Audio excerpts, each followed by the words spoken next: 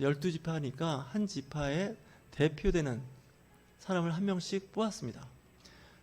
12지파니까 뭐 숫자가 많은 데도 있고 숫자가 적은 데도 있고 뭐 상관없습니다. 하여튼 12지파의 대표를 한 명씩 뽑았는데 그 12명이 이제 그 가나안 땅에 이제 40일 동안 정탐을 하러 갔습니다. 요즘 말하면 간첩입니다. 스파이. 간첩을 보냈죠. 왜냐면 우리가 갈 땅은 하나님께서 약속하신 젖과 꿀이 흐르는 아주 가나안 땅에 가야 되는데 그 땅이 어떤지 한번 보고 오라고 그랬던 겁니다. 기한은 40일입니다. 한 달하고 열흘 동안 가는 거였는데 이제 이렇게 이야기합니다. 그곳에 땅이 좋은 땅인지 나쁜 땅인지, 그쪽에 사는 그 사람들이 강한 사람인지 약한 사람인지, 뭐 이런 그 여러 가지 이제 정탐을 하라고 보냈었는데 40일이면 제가 보기에는 적은 시간은 아닙니다. 그렇게 멀지도 않은 곳이고 가서 이제 40일 동안 정탐을 하고 옵니다. 그러니까 12지파의 대표가 이제 가서 12명이 쭉 보고 돌아왔습니다. 그때가 마침 포도를 수확할 때입니다. 포도가 날 때. 우리는 청포도 익어가는 7월이라는 시에도 있지만 아마 우리 같으면 한 8월, 9월 이 정도가 이제 포도가 나오기 시작하니까 포도가 나올 때입니다. 계절적으로. 그래서 모세가 가서 이렇게 얘기하죠. 그곳에 있는 과일을 가져오라는 겁니다. 증거를 가져오라는 거죠. 그곳은 정말 젖과 꿀이 흐르는 땅. 우리가 생각하면 젖과 꿀이 흐른다는 건 좀 이해하기가 어렵습니다. 젖은 이제 목축업이겠죠. 꿀은 이제 추지에서 꽃이 피면 벌들이 이제 꿀을 모으는 거죠. 그곳에 이제 가는 것. 근데 여기서 상징적인 의미입니다. 젖과 꿀이 흐른다는 것은 좋은 땅이라는 거죠. 사람들이 살 수 있는 풍요로운 땅을 이야기하는 거죠. 동양인 특히 한국 사람들은 과거에 우유 안 먹는 백성입니다. 우리나라 사람들. 지금도 우유 먹으면 설사하는 사람도 있습니다. 왜냐하면 우리나라 사람들은 이 우유를 소화시킬 수 있는 능력을 가진 사람이 많지 않습니다. 그래서 이제 보통 가공 우유를 먹는 분들이 이제 그 원유라고 하죠. 생 우유를 잘 못 먹습니다. 근데 이쪽 동네 사람들은 우유를 잘 먹습니다. 또 우유가 많으면 또 치즈나 요구르트 만들어 먹기도 하고요. 근데 우리나라 사람들이 요구르트 먹고 치즈 먹은 지는 그렇게 오래가 안 됩니다. 근데 그 나라 그 지역의 풍습은 젖과 꿀이 흐른다는 거. 꿀도 우리는 사실 뭐 특별한 때 아니면 못 먹고 과거에 정말 못 먹고 살 때는요 꿀 먹기 어려웠던 때가 있었습니다. 제가 초등학교 때만 해도 꿀을 팔러 다니는 분들이 저희 집에 한번 온 적이 있는데 옛날에 그 소주병 대병이라고 아십니까? 큰 병이 있었습니다. 그 병에 이제 꿀을 팔러 와서 꿀 맛을 본 기억이 좀 어릴 때 있는데 하여튼 그 꿀에 대한 그 흔하지 않았던 시대였던 것 같습니다. 오히려 지금이 꿀이 더 흔한 것 같습니다. 수입하지 않아도 양봉하는 분들 덕분에 꿀을 저가에 쉽게 대할 수가 있는데 이 꿀이라는 것은 풍요를 상징하고 그 당시 사람들은 이제 빵을 먹을 때 잼 대신 꿀을 발라 먹는 그런 문화였습니다. 그러니까 넉넉하고 풍성한 부를 상징하는 것이 젖과 꿀이 흐른다는 거죠. 꿀은 오랫동안 보관해도 상하지 않습니다. 꿀은 썩지가 않으니까 꿀은 그대로 이제 시간이 지나는 대로 보관이 가능한데 우유는 이제 상하죠. 그래서 상하지 않게 하는 방법 중 하나가 요구르트. 요구르트 시간 지나도 상하죠. 치즈를 만듭니다. 치즈를 만들면 상하지 않죠. 그렇게 해서 이제 보관했고 성경에는 그 이야기가 계속해서 나옵니다. 근데 그곳을 갔다 왔는데 사람들이 이제 그 보고를 받으려고 하는데 아마도 그 모세와 뭐 몇몇 사람만 놓고 보고한 것이 아니라 온 회중 이스라엘 백성을 다 모아놓고 이야기를 들은 거예요. 그랬는데 10명은 이렇게 보고합니다. 그곳은 정말 젖과 꿀이 흐르는 땅 맞다는 거예요. 좋은 땅이에요. 정말 우리가 가면 그 땅은 우리가 봐도 너무나 좋은 땅이에요. 근데 문제가 있다는 거예요. 왜 문제가 있냐? 그쪽에 그 풍성한 그 농산물, 정말 기름진 땅과 그 좋은 과일들이 풍성하게 열리고 또 포도를 가지고 왔는데 그 포도도 얼마나 그 포도송이가 큰지 정말 그 보통 사람이 들기도 힘들 정도의 그 포도송이, 큰 포도송이 열리는데 좀 과장법을 안 썼다면 요즘 말하는 그 거봉 포도보다 더 큰 포도가 열린 거예요. 포도 알 중에 제일 큰 게 저는 거봉인 것 같습니다. 지금도 보면. 그것보다 더 큰 포도가 열리는 그런 때였죠. 그러면서 하는 얘기가 이건 알아두시면 좋습니다. 잘 살고 이제 풍요로운 나라의 특징이 국방력이 강합니다. 유럽에 잘 사는 나라 중에 작은 나라 중에 스위스가 있습니다. 이 스위스 나라는 유럽에서도 정말 손꼽을 정도로 잘 사는 나라인데 그 나라는 이제 강대국 사이에 끼어 있다 보니까 자주 국방을 하기 위해서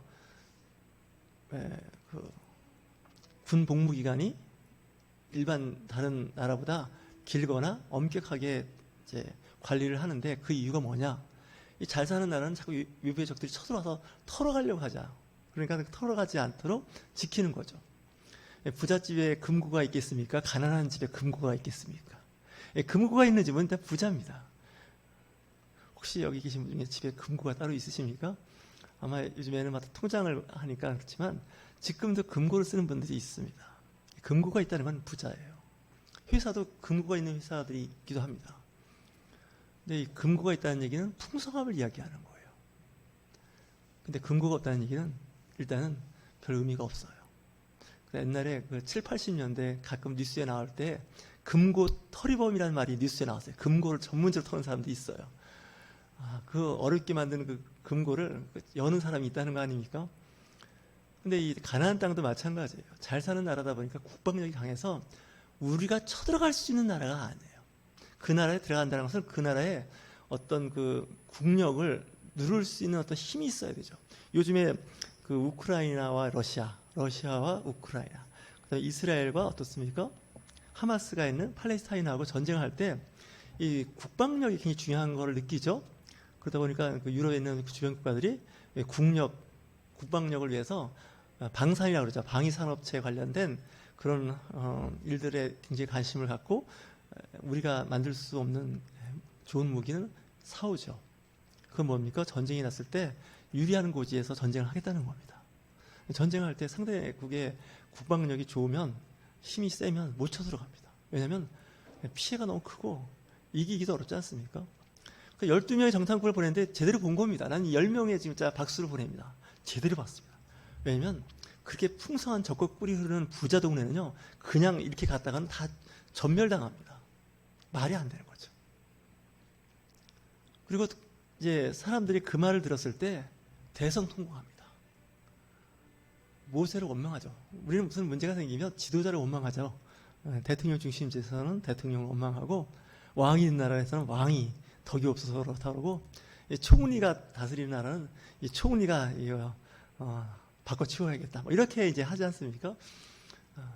그래서 이제 모세가 그 당시 지도자였는데 모세 안 되겠다는 거예요. 어떤 얘기가 나왔냐면 우리 중에 새로운 지도자를 세우자는 거예요. 모세 갖고는 안 된다는 거예요. 왜? 저 모세가 우리를 여기까지 이끌어내서 광야에서 죽게 만들었다는 거예요. 차라리 애굽 땅에 이집트에 있었으면 좀 힘들었어도 그냥 살만 했는데 나와서 이거 가면 개죽음이다 이렇게 생각을 한 거죠. 새로운 지도자를 세워서 그 사람 세워서 다시 애굽으로 가는 게 낫겠다 이렇게 생각하는 거죠. 저는 이런 생각을 해봤습니다. 신앙생활을 하다 보니까 힘들어졌어요. 여러분 교회 다니면 복 받는다 그러고 비전이고 하나님의 나라, 하늘나라를 선포했더니 거기 가기가 쉽지가 않은 거예요. 그죠? 우리 이미 경험 다 해봤잖아요. 비전을 제시해서 신앙생활을 하려고 했는데 걸리는 게 많아요. 마태복음 13장에 보면 씨 뿌리는 비유가 있죠. 씨앗은 복음이죠. 밭은 각각의 사람들의 마음이에요. 그 씨앗이 길에 떨어지니까 어떻게 해요? 새가 와서 그냥 다 쪼아 먹어버렸어요. 그리고 돌밭에 떨어지니까 처음에는 이제 뿌리가 살짝 나왔다가 햇빛이 뜨거워지니까 그게 말라버렸어요.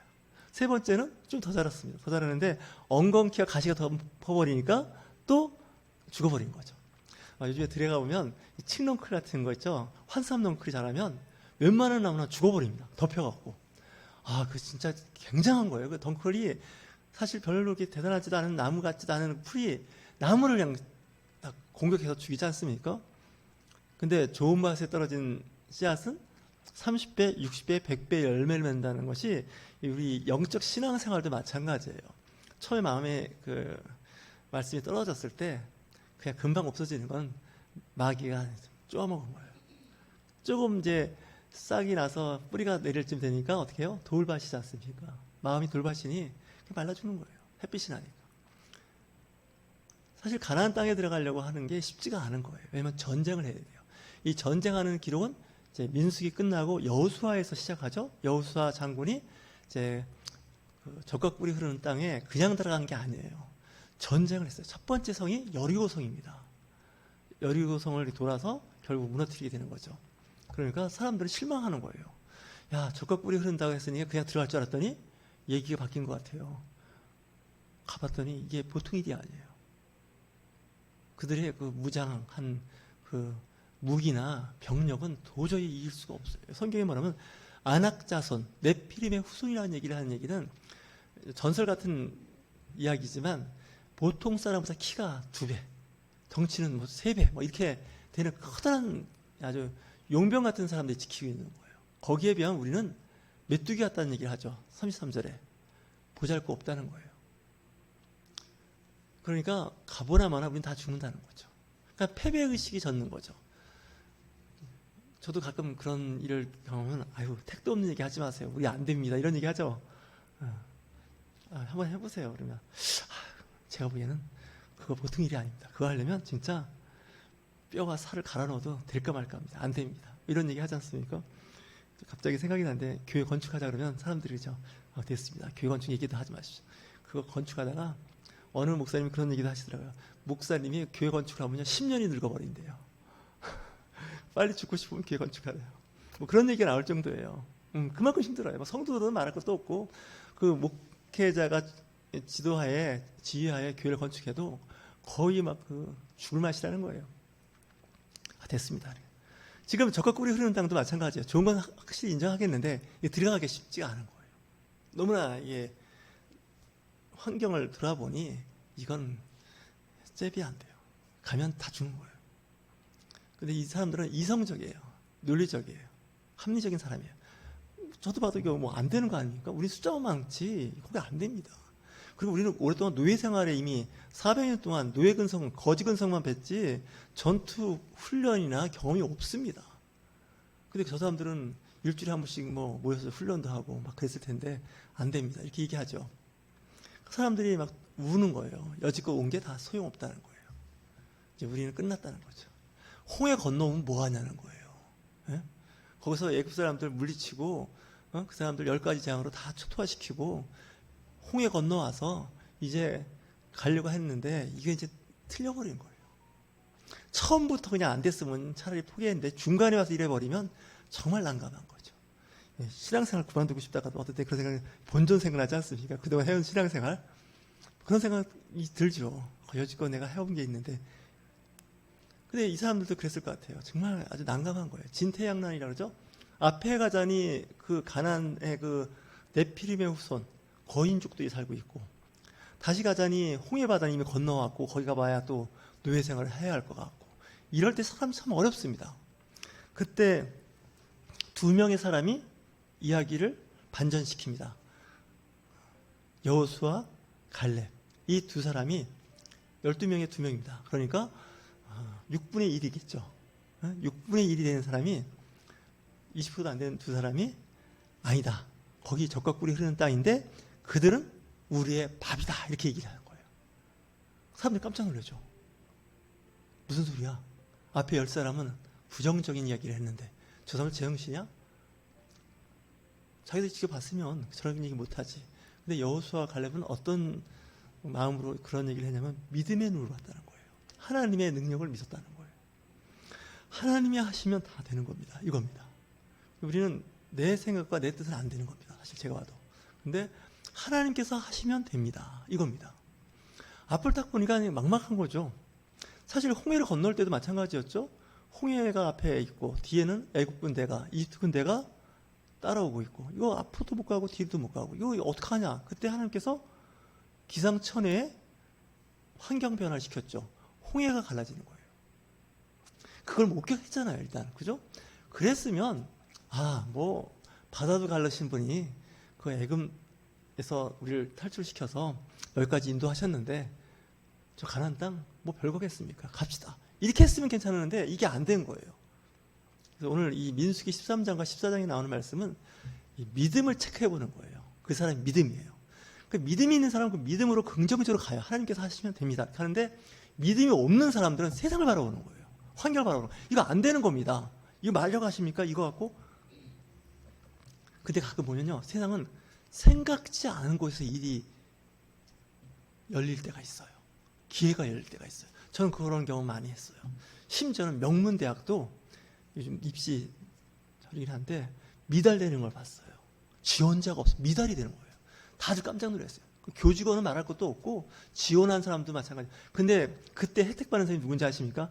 배짱 지원한 사람이 혜택을 받는 거예요. 원서 때 말도 안 돼. 장난하냐? 널 그 학교 근처도 못 간다. 아, 써달라니까요. 써줬잖아요. 냈는데 합격이 된 거예요. 왜? 미달이에요. 인생은 알 수가 없어요. 또 은행 가서도 대출 받을 때도 마찬가지죠. 아, 이거 담보도 없고 아무것도 없는데 이거 돈 주겠냐고 가지고 갔어요. 했는데 담당 직원이 뭐 괜찮네요. 해드리겠다고. 얼마예요? 한 1,000만 원만.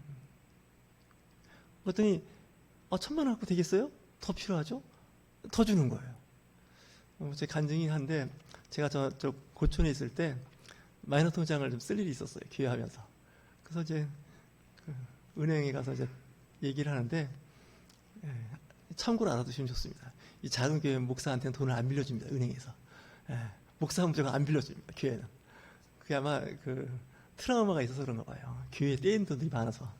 그래서 얼마 정도 필요합니까? 이렇게 하길래 개미 소리, 모기 소리, 들어가는 소리 있지 않습니까? 제 지은 것도 없는데 돈 빌려 왔으면 돈 빌려 왔다고 하면 되는데 이게 왠지 그냥 모기 같은 소리로 1,000만 원이라 했는데 그분이 1,500만 원이요? 1,500만 원을 주셨어요. 50% 더 줬어요. 물론 마이너스 통장이 다 빚이긴 한데 그냥 주더라고요. 뭐 이렇게 저보고 그러대요. 월급이 얼마냐고. 뭐 이렇게 있지 않습니까? 그게 근데 이 조건이 안 맞아요. 안 맞는데 또 되면 되더라고요. 그러니까 우리는 뭐든지 시도하는 게 중요해요. 사전에 이거 타당성 검사해 보니까 아니죠. 물론 이제 중요해요. 사전에 이 정탐꾼을 보내는 건 중요해요. 12명을 보내는 건 중요해요. 이것도 하나님 보내라고 보낸 거예요. 모세가 보내고 싶어서 보낸 게 아니에요. 하나님께서 하라고 해서 보낸 거예요. 보냈더니 10명이 믿음이 없었던 거예요. 2명은 믿음이 있었던 거예요. 하나님이 이것 때문에 굉장히 실망을 많이 해요.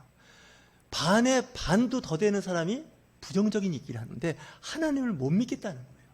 이 신앙생활 때 정말 비참한 얘기예요. 왜 신앙생활 하다 그만두는 게 왜 그만둬요? 믿음이 없어서 그래요.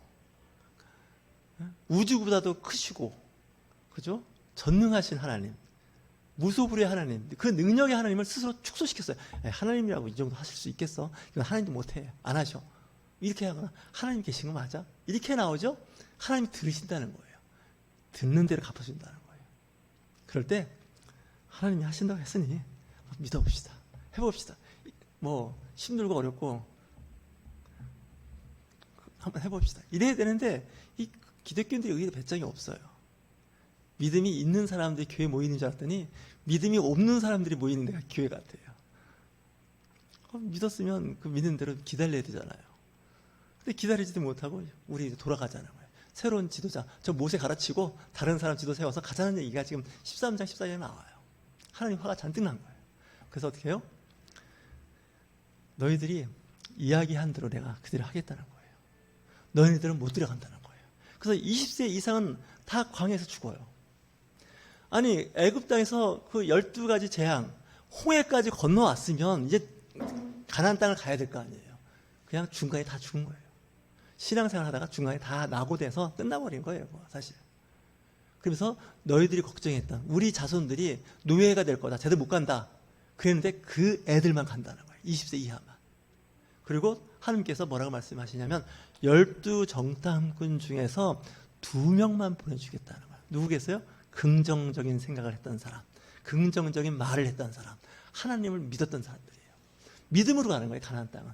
천국 믿음으로 가는 거예요. 가나안의 땅에서 우리가 누릴 수 있는 그 혜택, 심지어는 모세와 아론도 못 들어갔어요. 가나안 땅은. 그 믿음의 눈을 갖고 있던 여호수아와 갈렙만 가는 거예요. 심지어는 갈렙은 거기서 85세 장군으로서 헤브론 산지를 또 점령하러 가잖아요. 그러면서 장수한 거예요. 장수. 그러니까 하나님의 그 약속의 말씀은 지키는 거예요. 믿음으로.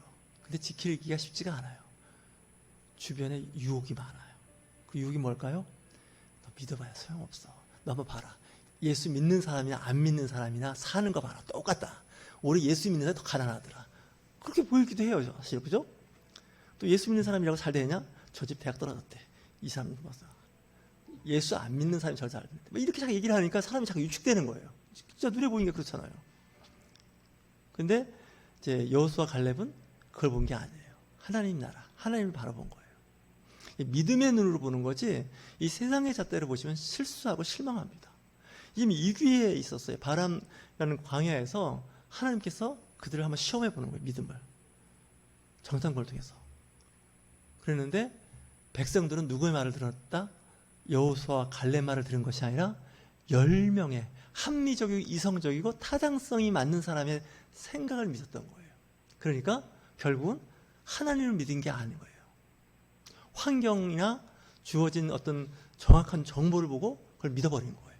우리 신앙생활은 어떻게 보면 엉뚱하리 많지 보이지 않는, 그리고 우리가 알 수 없는 그 어떤 대상, 그 목표를 바라보고 가는 거거든요.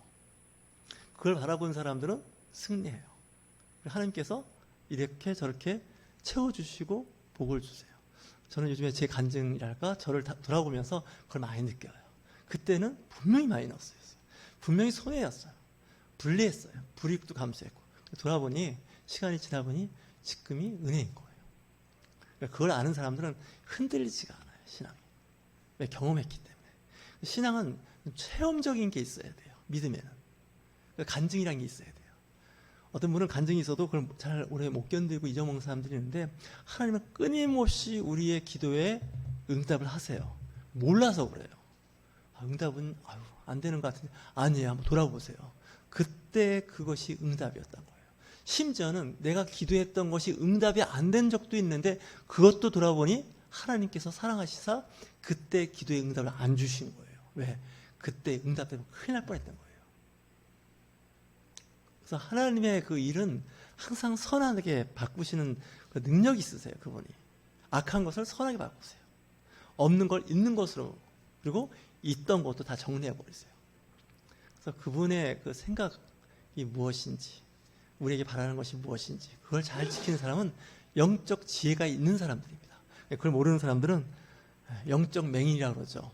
눈앞에 보이는 이해관계에 집착하다 보니까 신앙생활을 놓쳐버리는 거예요. 그래서 항상 우리는 이 긍정적인 생각이 중요해요. 신앙생활 할 때. 하나님께서 나와 함께 하시니, 임마누엘 신앙이라고 하죠. 임마누엘 하나님이 나와 함께 하시니 걱정 없다. 근심 없다. 예수님께서 말씀하시죠.